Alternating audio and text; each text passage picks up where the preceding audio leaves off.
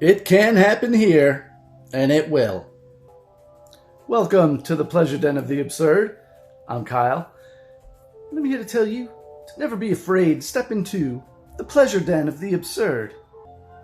It's December 4th, 2023, and thus begins the annual celebration of Zappadan.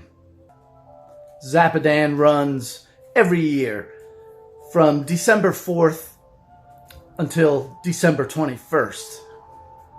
December 4th being the date that Frank passed away, and December 21st being Frank's birthday. And what a nice period of time to celebrate the man and his music. So today, I just wanted to give my story about my Frank Zappa appreciation and its beginnings, and it all started in the 70s when we had a lot of music going on in the house, but my oldest brother was getting to be getting close to high school age, and Frank Zappa at that time in the mid and late 70s was a mainstream musical figure. The 70s were alive and exuberant with all kinds of music. So around the time when I was about 8 years old, there was a lot of Zappa being played in the house, and I'll show you 3 albums that were the ones that I remember hearing at that early age. And the first one would be Shake Your Booty, which was brand new at the time. And I always liked Yo Mama. Maybe you should live with your mama. Mama. Just made me laugh all the time, you know. And it was funny because we had a cousin at the time whose nose was sort of shaped the same way, and he wore a mustache in much the same way and smoked cigarettes a lot. And then there was this classic. Why Does It Hurt When I Pee is sure to get a chuckle out of any 8-year-old who hears it for the first time. But the one album I think I'll always remember Frank for is We're Only In It For The Money. This thing will certainly give an impressionable child a worldview of his own. So as the years went on, new Zappa albums would come into the house, as well as discoveries of all the old ones. And thus it was. And so when Frank finally released his own autobiography, The Real Frank Zappa book, he did a book signing in New York City, to which me and my older brother and his friend Steve, we went over there and we met Jason Zappa, who was Frank's nephew, who lived in Ridgewood, New Jersey at the time. Also, we were hanging out with Rich Albano, which was Captain Lou Albano's nephew. And we ran into, my brother ran into some friends while there too. Kind of embarrassed to say it, but I'm a shy person when I meet people, famous people. You know, unless I'm like really, really into them and, you know, to engage them in something that they had done, you know, I was a little nervous about saying anything to Frank. So I had my book, you know, and he looked me in the eye. I think we shook hands. I might have just said, "Hi, I'm Kyle." And I just, you know, we made eye contact, and I just sort of looked down. I was so shy, you know. He signed my book, and off we went. But my friend, my brother's friend, Steve, you know, they said no outside stuff is going to be signed, you know, just the book. Well, he brought in the CD booklet for absolutely free, which might have been new at the time, or a recent one of those early Ryko discs. And he slipped it to Frank, and Frank, I think he made a face or something, but he scrolled FZ on it in that famous FZ way he does. So now we fast forward. It's 1988, and it was a big deal for Frank to be hitting the road, because after the 84 tour, as my brother had said it to me, everybody had expected that Frank was done with touring. But because it was an election year, he decided to go out on the road and get people to register to vote at all of his shows. So I believe the show started in Rochester, New York. That was the first show. And then they did 3 nights at the Beacon Theater in New York City. And my brother went to all 3 shows. He invited me to come along with him and his friends for the 3rd show. So my brother was so excited for this 3rd show, because he's like, the first show was good, and the 2nd show was even better. And I think they might have did I Am the Walrus and some unexpected songs on that 2nd show. So he's like, this 3rd show is going to be great. And so not only that, Dweezil was going to come out, Moon Unit, and Diva too. And they all did. But something happened after intermission. Somebody up top in the upper balconies dropped their drink. Everybody was singing happy birthday to somebody on the crew, somebody in the band. I can't remember whose birthday it was, but they're all singing happy birthday, and somebody dropped their drink right on the mixing board, and it like shorted out the PA system on stage. So they had to like run out to the truck to get like a spare board. And I think that all the musicians had was their something happened with their monitoring system. Either that was all they could hear, and it kind of irritated Frank. You could kind of see it on his face, But Dweezil came out and did a solo with him, and Moon and Diva came out and danced around for a little bit during one song. So it kind of put a hamper on things, that somebody would do that. So there had been some rumors like around that time about Frank. And so a couple of years later, after the implosion of the 1988 touring band, finally it was revealed that Frank was ill. He had cancer, prostate cancer, and so they held some special shows. I believe it was like in 1990, and it was called Zappa's Universe, and I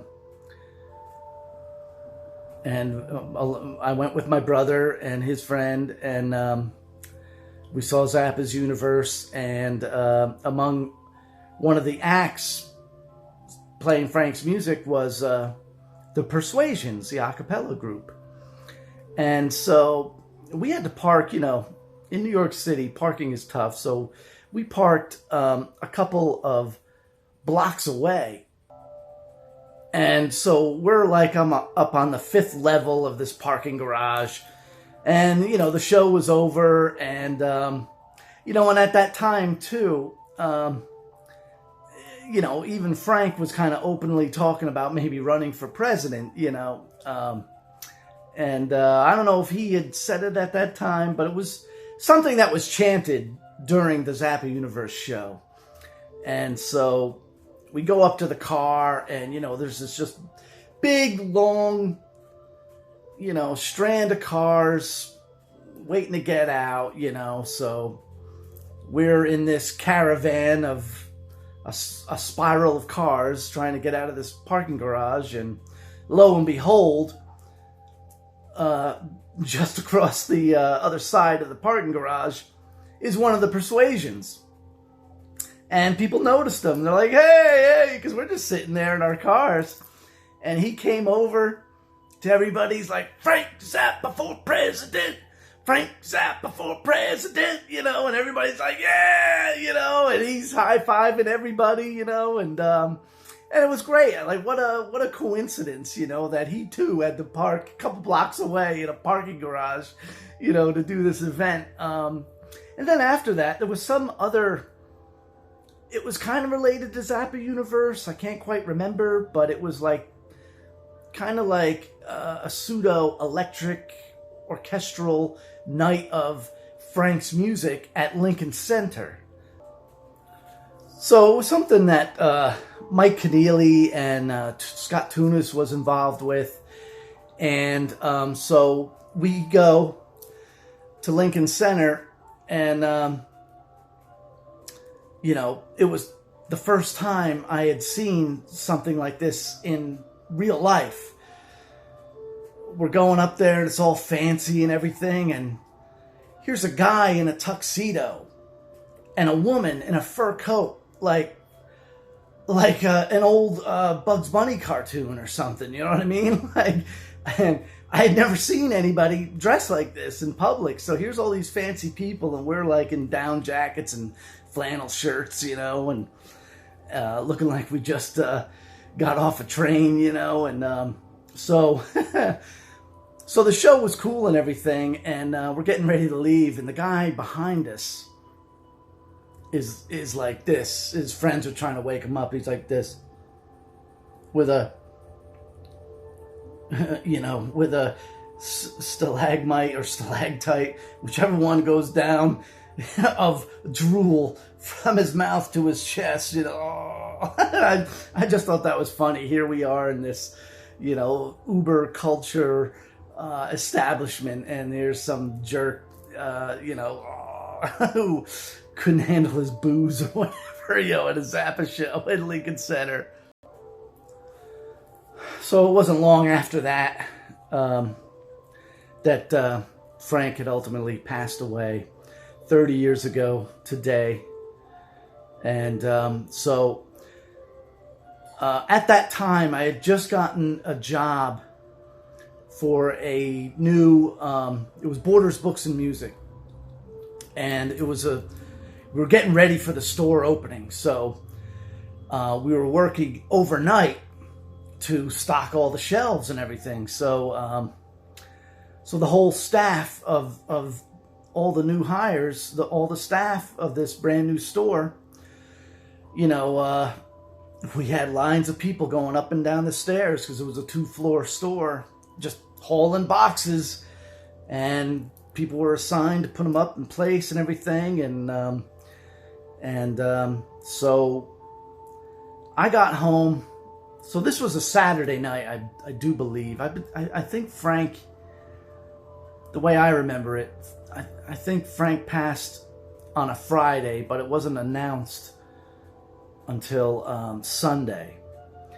And so when I got home, it was between 5 and 5:30 in the morning. And so I put the TV on, and I'm just flipping through the channels, and it was one of the business channels. Maybe it was like CNBC or an early business channel like that. And it was the first announcement that Frank had passed away. And I was like, oh man, he's gone, It was a jolt. And that's the way it was, I just happened to turn on the TV early in the morning, and they made the announcement, and I was like, I couldn't believe it, And so then here we go. after all those years. And in 2020, Alex Winter had received permission to go through the vault, Frank's infamous vault, and he made a documentary about Frank using a lot of that footage, as everyone knows. And he got some of Frank's bandmates and associates and family members to contribute themselves to this movie. And my brother helped with the Kickstarter, with what little he could, and he got some of that bonus stuff that they had promised. And then we went and saw this film at its world premiere, New York premiere. It was October 2nd, 2022, at the Overlook Drive-In in Poughkeepsie, New York. Yes, that's right. It was premiered at the Woodstock, what was called the Woodstock Film Festival. And it played along with, after a movie called Materna, which I believe was some movie that was like made in Kyrgyzstan or something like that. A weird film. But in any case, we saw this on the big screen. I think that was maybe a month and a half before it was released to the general public. And we watched it, and it was amazing.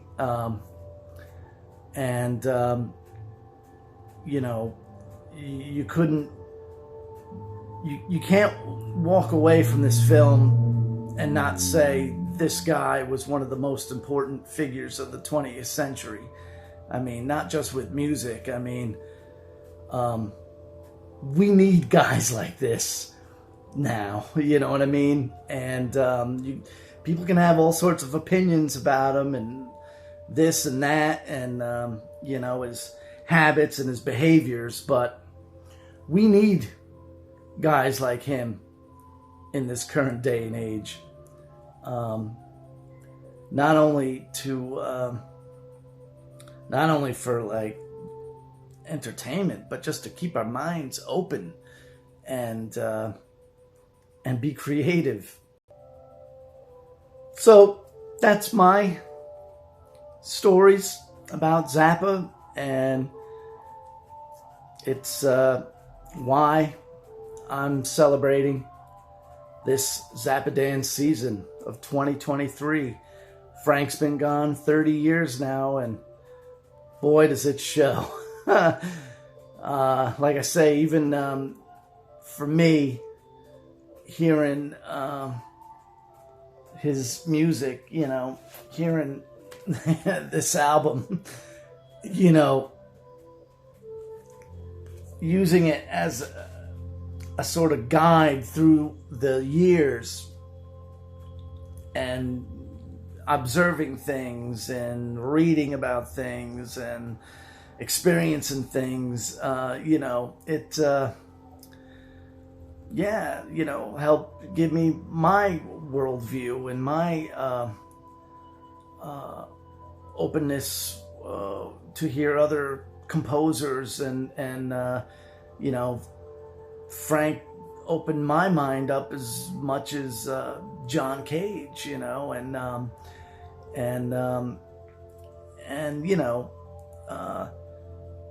Frank said music is the best. He didn't say this music is better than that music. He just said music is the best. And it is. And kind of much like Jimi Hendrix's vision of an electric church, music surrounds us, and we are music. We're living in music. We're breathing in music. We're walking through music. But enough about that. It's Zappadan. Celebrate. And not only that, December 4th is the day that some stupid with a flare gun burned the place to the ground when Frank Zappa and the Mothers were at the best place in town. Yes, that's right. Today is the anniversary of the event that spawned Smoke on the Water by Deep Purple. You know, it's funny, man. You know, there's so much... Frank touches so many things, you know, and, you know, I know there's some sort of game like 7 Degrees of Kevin Bacon or something like that. Well, you could probably play that game with Frank Zappa, name somebody, and you can connect it down to Frank, whether directly or indirectly, I'm sure, because he worked with so many people. And we're going to be celebrating here in the sanctuary on this channel, the Pleasure Den of the Absurd, during the whole of Zappadan 2023. It's the 30th anniversary of Frank's passing. We need to celebrate him. UMG now owns the rights to Frank's works and all of his recordings, and they're doing a sensational job with releasing stuff. Before that, Ahmet Zappa had control of things. Joe Travers was the man for the job, and he's still on the job, and that guy is continually on duty, as well he should be. He's doing a great job.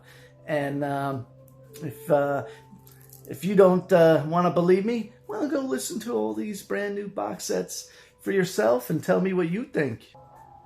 So, if you like this video, please give it a like.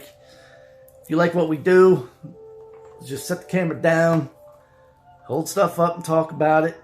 Well, subscribe to the channel. And like, comment, share, subscribe, tell your friends. Maybe they might like to hear some guy ramble on in front of a video camera. But it's fun, and I'm getting a lot of nice comments from people all over the world, and especially on videos about Frank. And it's Zappadan, man. It's time to celebrate. We're getting closer to other major holidays, but Zappadan, it's close to my heart, I'll tell you what. And with that, I want to thank you for watching. Never be afraid. Step into the Pleasure Den of the Absurd. Don't be a flake. Be a hungry freak. Today.